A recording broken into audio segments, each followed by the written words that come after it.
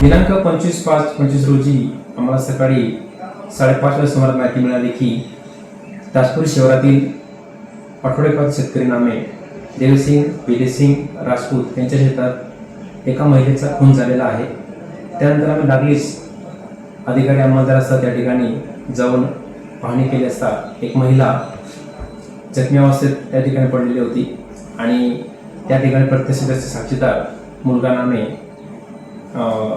निखिल पावरा हा हजर होता। त्या ठिकाणी त्याची विचारपूस केली असता त्याने सांगितले की माझी आजी नावे टिबाबाई रेवला पावरा, माझे मामा अवलेस रेवला पावरा असे व मी या ठिकाणी राहत होतो।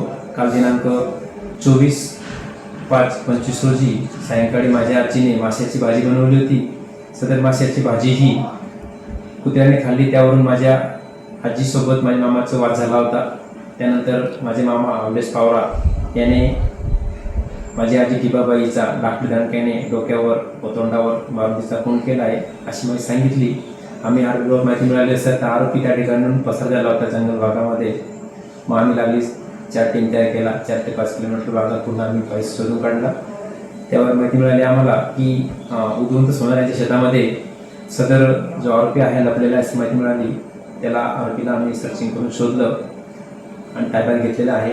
त्याच्याविरुद्ध अटकेची कारवाई चालू आहे आणि जी मयत महिला आहे तिच्या जावई याने दिलेल्या तक्रारीवरून ठाणे पोलीस स्टेशन गुन्हा रजिस्टर नंबर 75/25 BNS कलम 103 प्रमाणे गुन्हा नोंद करण्यात आलेला आहे।